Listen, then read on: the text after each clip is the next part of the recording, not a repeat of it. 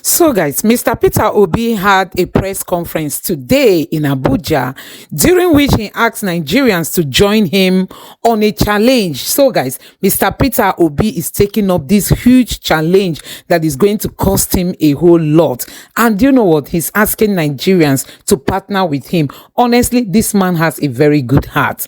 Peter Obi has a very good heart for this country. Nigerians, you need to listen to what Peter Obi said during this press conference. Just take a look. Make sure you watch this video to the end, because Peter Obi said some critical things at different times in this video. Take a look. I've come to address a number of issues this morning. I've toured across the countries, meeting and then discussing and interacting with people on critical areas of development, and I found there's any areas that, while we will stop our government intervention, there's also need for interventions of well-being Nigerians, especially as it concerns the area of health, education,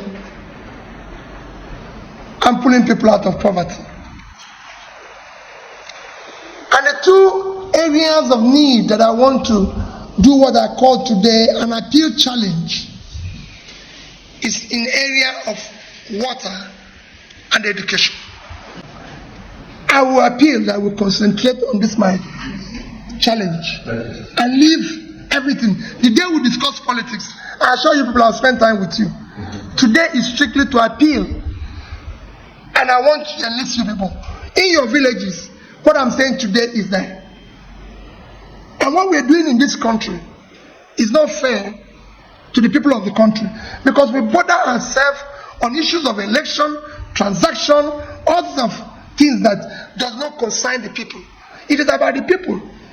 I've never gone to any of where I'm drilling borehole or paying for people to eat everything and mention party. I will even tell them, I'm not here on campaign. You can vote whoever you want to when the campaign comes. However, I'm here to ensure that I support your well-being.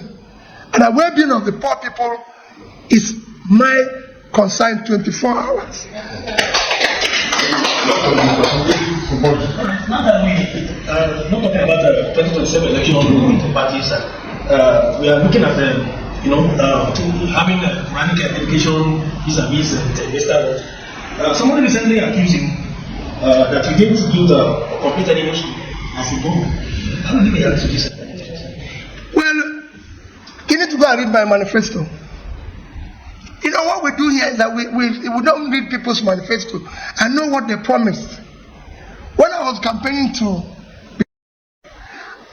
as you know, and I'm sure you're aware, there was a time for nearly 2 years, the schools were shut in Anambra State. And everybody listened to, even yesterday when we were Kaduna, a bishop said it. The Anambra school system went very low in rating.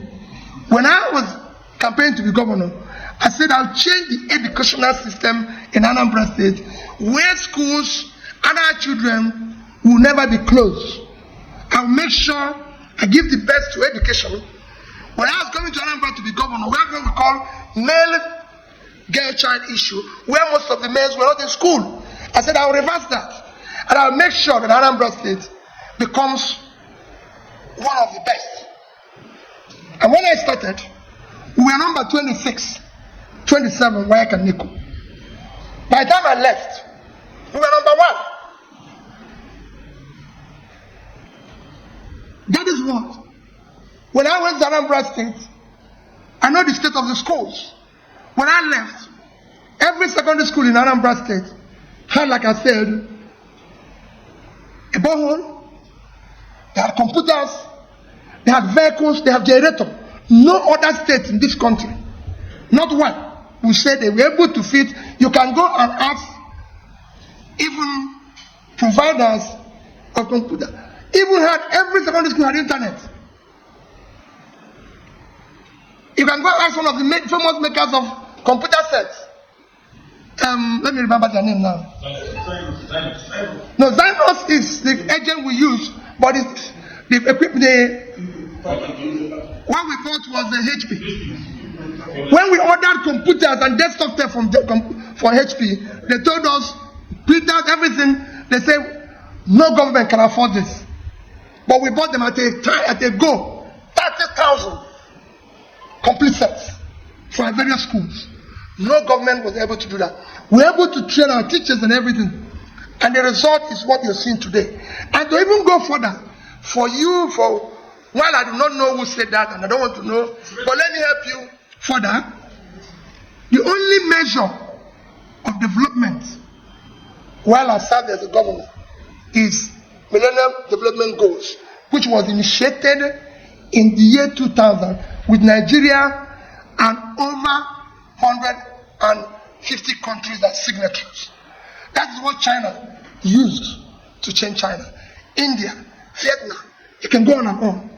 That was the only measure. I became governor. I started implementing the MDG goals by the year 2008. That is clear 8 years after I had started. But by the time it was concluded in 2015, Anambra was number 1 in the implementation of that. I was even invited to the United Nations to come and talk about my experience. That is measured by UNDP. This is not a measurement where you say Peter has scored himself high. And I can tell you, our school, our hospitals, and assistants became model for every other person. So I believe that we did the right thing. Those who are looking for the wrong thing, what I promised the people I delivered. I live in Anambra State today. I live in Onitsha. I'm just going there now. And my appeal is to a number of Nigerians. 1% of the population of this country, which is about 2 million, I believe control about 70% of the national wealth. But my appeal is to 0.1%, 200,000. So it's even below the 1%. In water,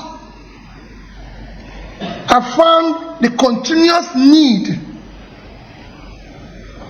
for potable water across the country, which to provide pipe-borne water will take several years, which I urge the government to do whatever it takes to start in that direction. But in the meantime, to have a short-term solution that can impact greatly, there's need to drill boreholes across the country. And my appeal is to these 200,000 people to drill at least one borehole a year. Just one. You could do more, but do one a year.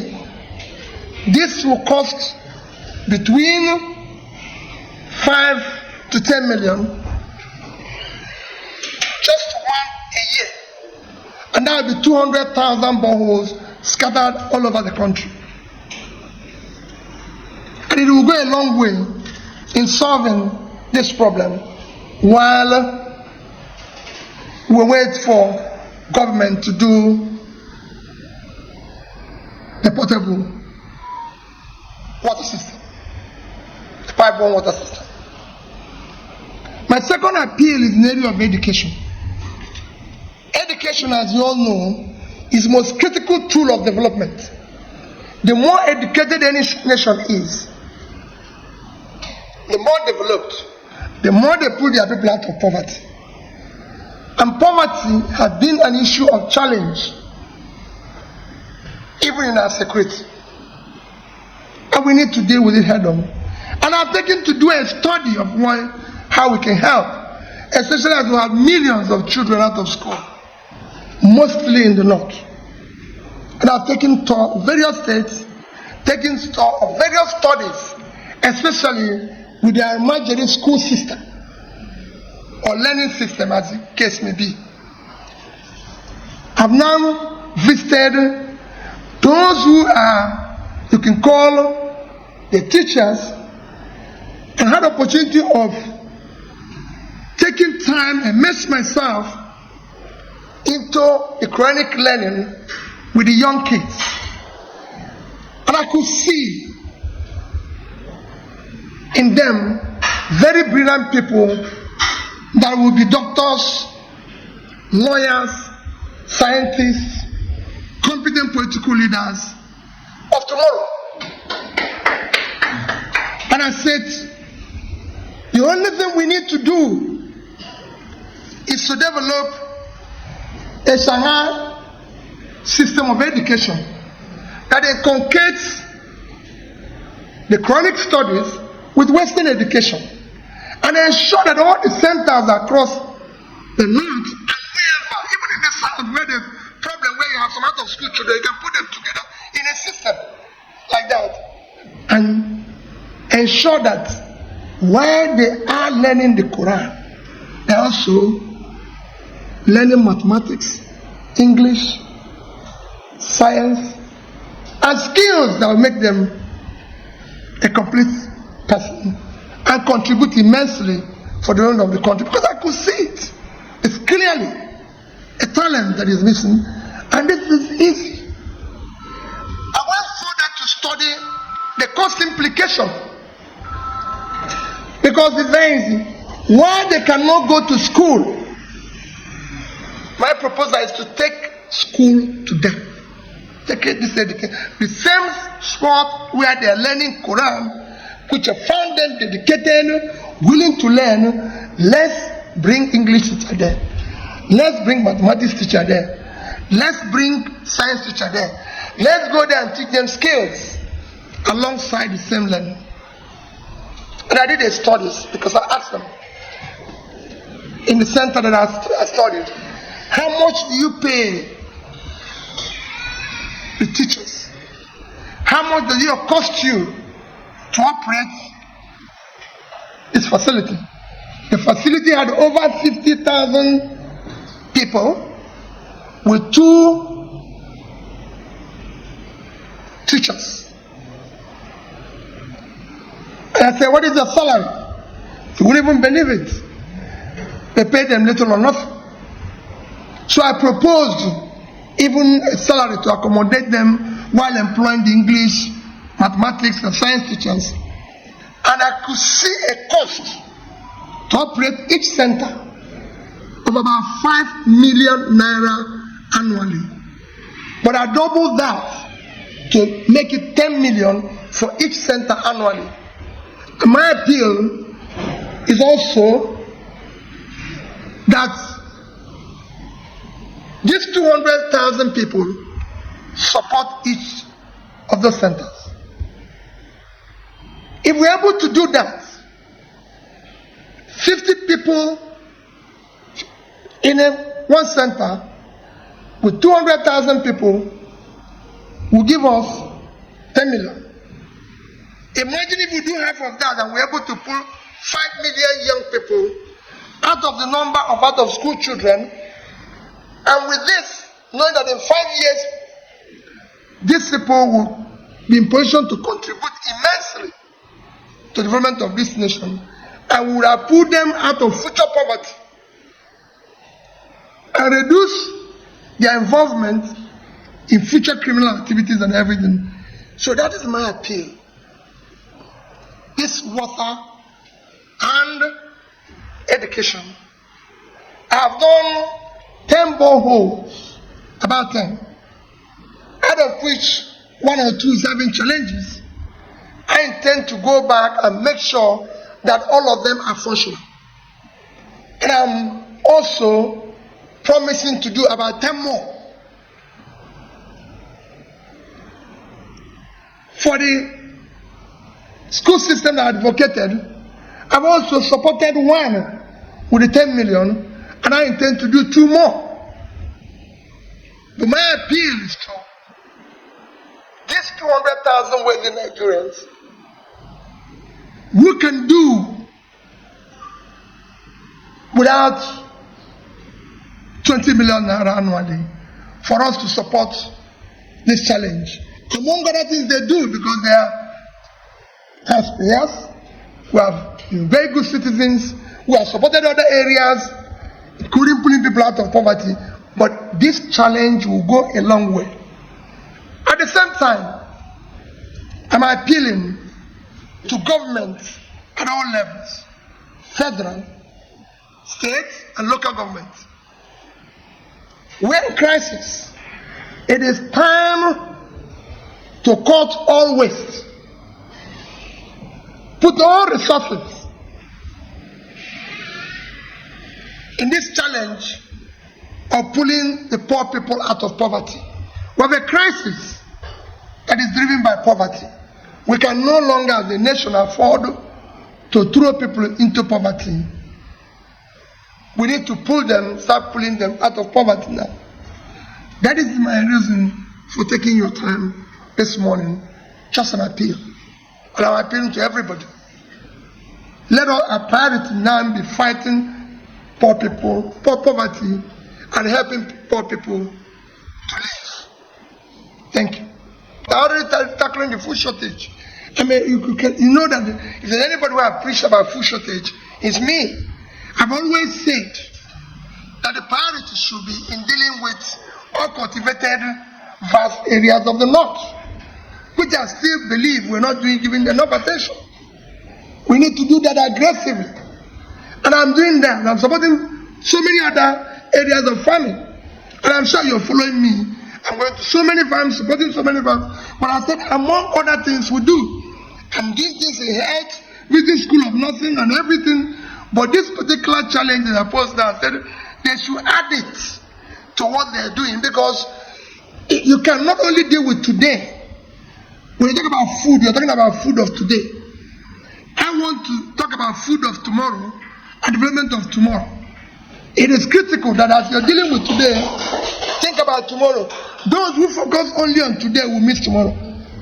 We have a crisis, insecurity, that has been created by not supporting people educationally yesterday, doing the right things yesterday. So as we try to solve the problem of today, let's invest in tomorrow. And whether I go home with the only thing I do, I just said it's in short term. I'm sure you know I would have to do far more than that. Thank you. Mr. Good morning, sir. I want to the word what many has described as between the country, because campaigns are not started. One, are you in campaign? Two, you are campaign. You don't worry of what is happening in your party, the Labour Party, and the Nigerian labor crisis. That's the second question. Third question. This week you criticized the coastal mountains. What would you have done if you were to change? Thank you. Number one question is I'm not on campaign. Number one question is I'm not on campaign. I know we live in a system where for public office holders and people who have called themselves politicians, which I'm among, we are only after elections. We only be seen during elections. But I can tell you, it's everyday job. It's something you need to go around and learn the problems of the country, so that you actually know how to solve them, and contributing and building a better society has nothing to do with office. I've said it several times that I'm not desperate to be president of Nigeria. I'm desperate to see Nigeria work. I'm desperate to see Nigeria, the poor, the less privileged in Nigeria, being pulled out of their difficult situation daily. That is what I'm desperate to do. That's what I'm desperate to see. And all of us can do it in one way or the other. You can't be happy. You can't be moving around when several millions don't know where the next meal will come from. When people don't even have water. When I see children, if you see my pain, when I sat with those children and reading Quran and see how they were able to recite and write that, I could see Genesis everywhere that we have abandoned. So it is not campaign. On issue of Labour Party and NLC, that issue I can tell you will be solved. attention. But we're always concerned about party. We're not concerned about what we're supposed to be concerned about, which is the future of the people. It is about the people. So for me, the people are where I'm focusing. On the issue of what I would have done if I was president, let me tell you, my brother. If I was president of Nigeria today, nobody would think of any new road until we finish the existing ones.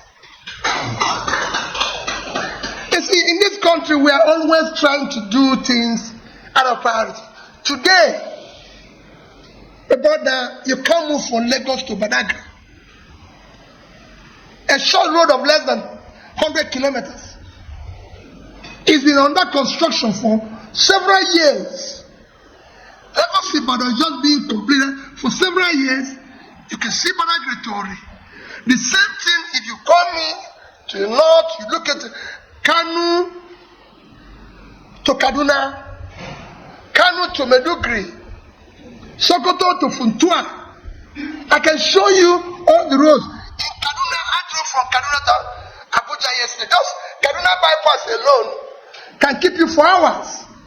And when I go to Jere, it is the same thing.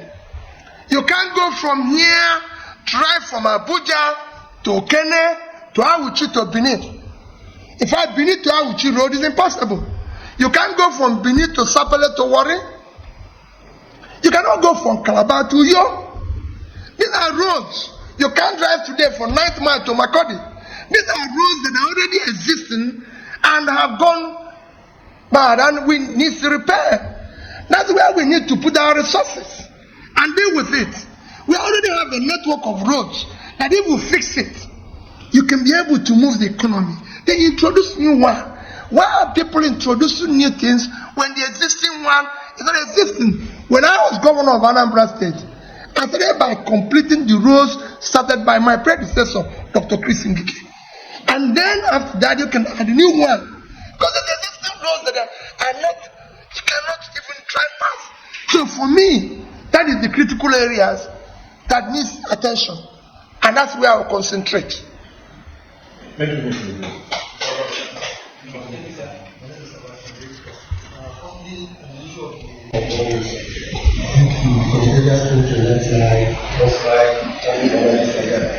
are you not thinking of other solutions rather than getting the water and using bigger things that like a route, borehole approach is coming? That's number one.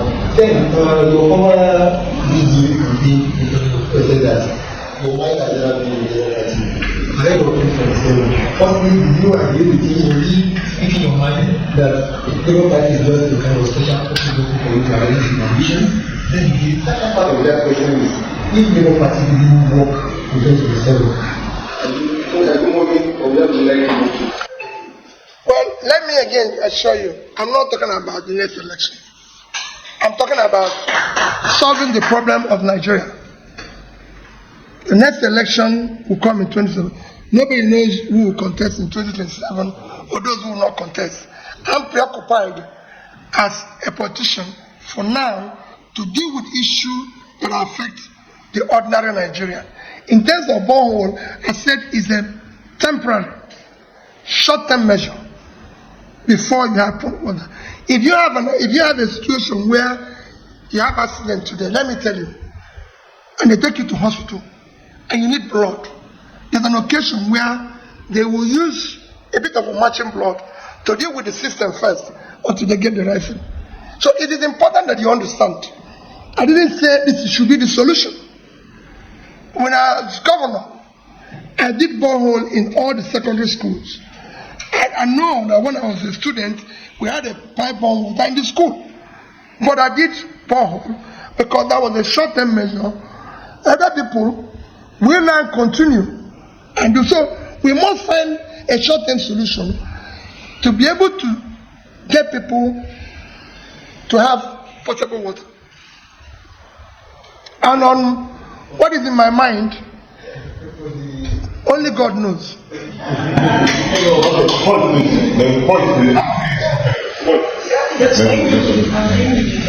Okay.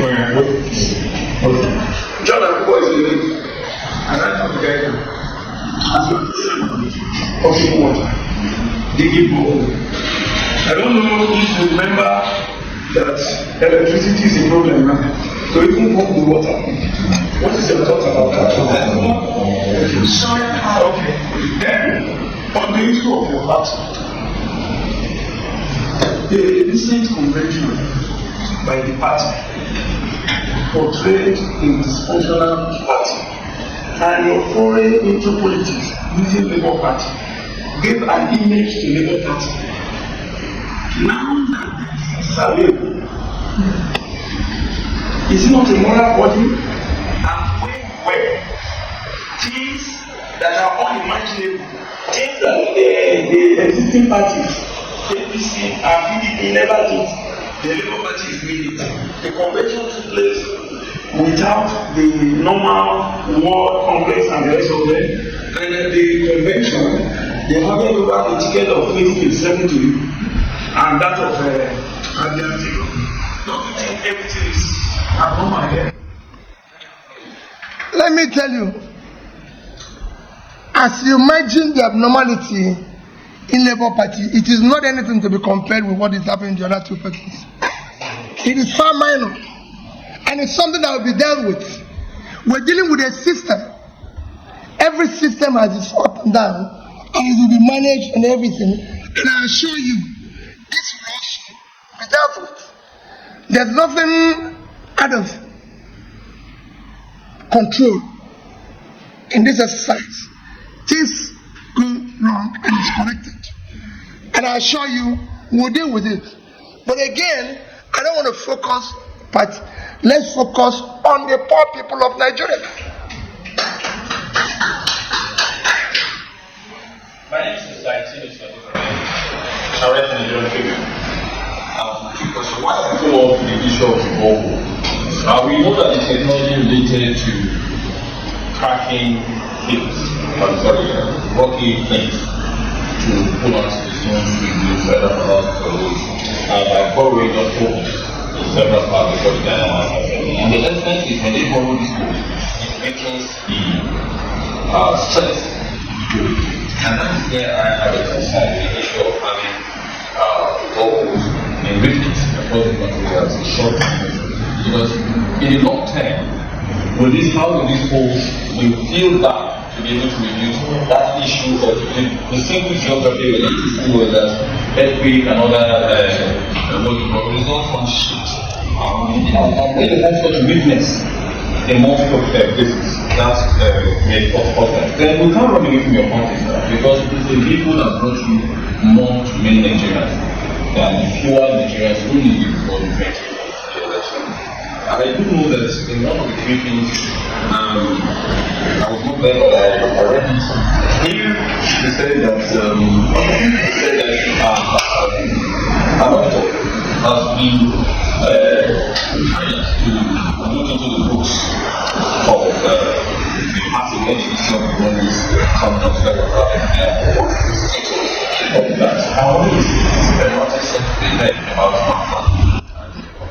Thank you. Have you ever heard that other parties audited the accounts? No, the Labour Party is. Yeah, we're doing that. We're doing that. We're not going to be reporting to you daily on the auditor's report.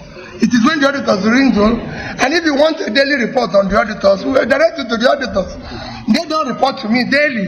It is only when they finish. It could take them months, it could take them years. Even in their financial system, it takes years to audit an account. So it is ongoing. All I know is that we have engaged somebody. So that's it. And that's what we need to do. We can only come back to you to talk about it when it's finished. On the other issue, like I said, we are being consumed in the process of today and yesterday. If there is no crisis in Labour Party, does it in any way solve my challenge that I'm appealing today? It will not provide water. Will it deal with the Nigerian school system? No. I came to appeal for a different thing. And I listened to your concerns. and we will deal with that conscience. But please, I'm pleading with you, do not allow that to undermine my appeal. My appeal is what will help the poor people live a better life. That's what I go around. I've been going around this country trying to help in any way I can. And I'm appealing to other people to do the same thing. And that appeal, I need to enlist you as a partner, the press as partner, to help us to continue that direction without allowing it to be muddled up with the issue of party or no party. People, when we drill water, there's no party involved. There's no this. When I talk the issue of road now, is there any road built by any party? We want the road so people will pass. So so let's deal with issues. Is there any party that buys food cheaper? So you say if we solve this, it would have solved this. So let's deal with issues that are bothering our people today. The last Okay, sir. Okay, then this talk of an alliance Tinubu and people to form a legal party. I don't know. Again, we're going back to my appeal. My appeal this morning is about issues that bother on people. If there's an alliance, will it provide portable water? Will it drill a borehole? If there's an alliance, will it make school work? So guys, you have seen it for yourself. Peter Obi has a good heart. This man means well for this country. Peter Obi is the only person going around talking to Nigerians, listening to them, trying to understand their plight. And in his own little way, he's contributing to the welfare of the people. Doing it in his own little capacity as a private citizen. But do you know what? Look at how the politicians are looting. I mean, the other politicians. See what they are looting. Yaya Bello paid for his son's school fees in advance with almost $1 million. Nigerians, with this money, every village in Nigeria is supposed to have a borehole. But they can't give it to us now because we didn't have opportunity to stay in the government house. So guys, just for you to know that Peter Obi has a good heart. And I tell you, this man means well for Nigeria and is going to manage this country out from the mess we are into without looking at tribe or religion. He just wants to see every Nigerian happy. Let me know what you think about this video. Please don't forget to subscribe to the channel and turn on the notification bell. Thank you.